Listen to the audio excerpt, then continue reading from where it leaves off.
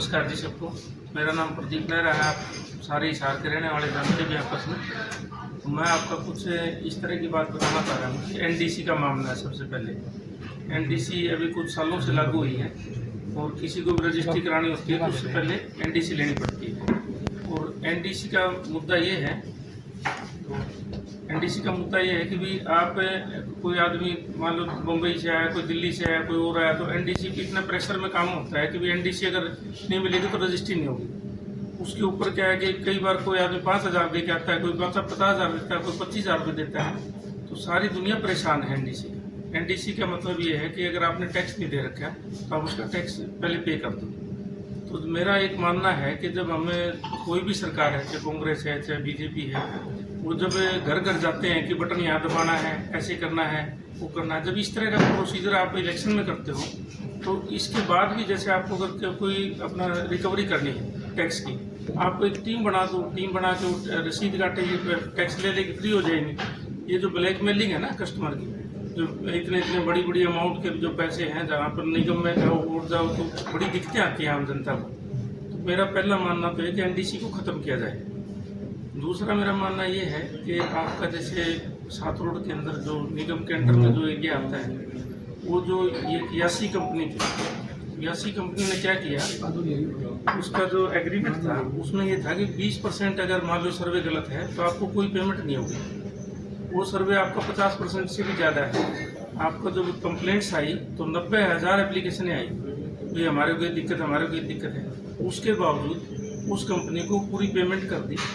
Payment करने के बाद उसको आप ब्लैक लिस्ट भी कर रहे हो। जब कंपनी ने इतनी बड़ी गड़बड़ की और उसको पेमेंट भी कर दी, फिर ब्लैक लिस्ट का कोई मतलब नहीं, हरियाणा सरकार के पैसे तो गए ना। अब तीसरी बात ये है कि वो जो प्लॉट थे जो 2 एकड़ का है, 1 एकड़ का है, अब इतना बड़ा जमींदारा तो है नहीं, 100 एकड़ के तो प्लॉट है नहीं, उनके ऊपर सबके ऊपर उन्होंने प्लॉट डिक्लेयर कर दिया कृषि भूमि का।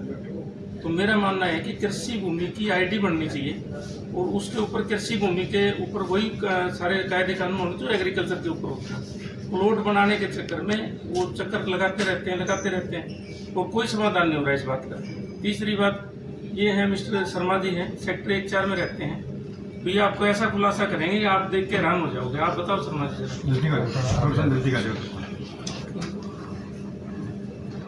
मैं दीप शर्मा, गाँव सातों खास जिला साहब। मेरी 1.25 एकड़ जमीन, 1.25 किला, और मेरी 2 बार सिलीगुड़ी से सिस्टर आली, सारे डॉक्यूमेंट सब कुछ तैयार, एक फोटो खिंचवाने थे, बजाय जाके एनडीसी जाओ।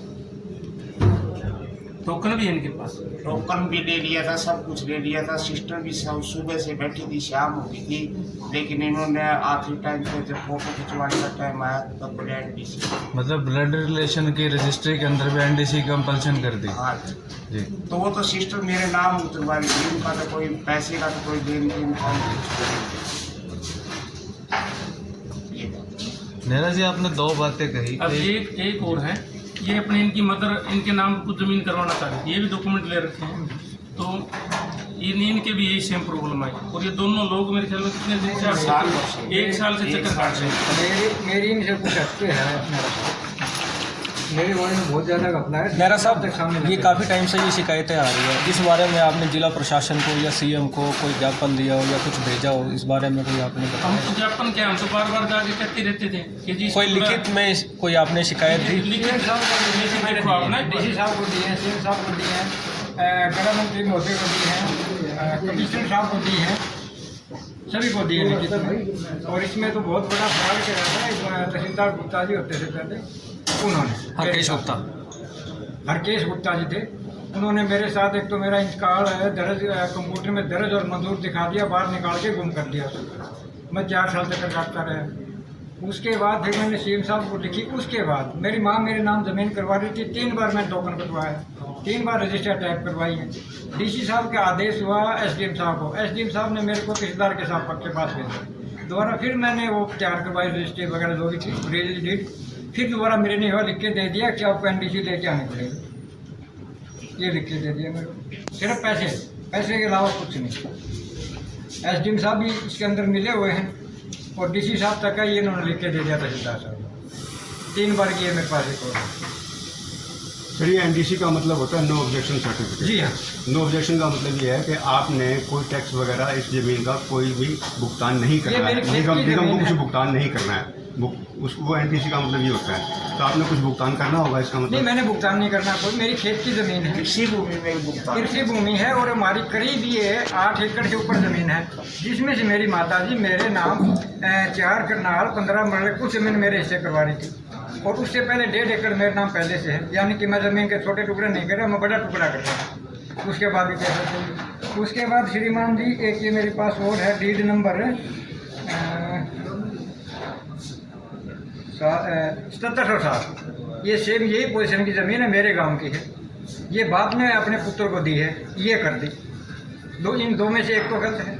नोट करने वाली बात है। इनके अंदर कोई एनडीसी नहीं है, मैंने आरटीआई लगा के निकलवाई है बगैर एनडीसी के, ऐसी हज़ारों कर रखी है।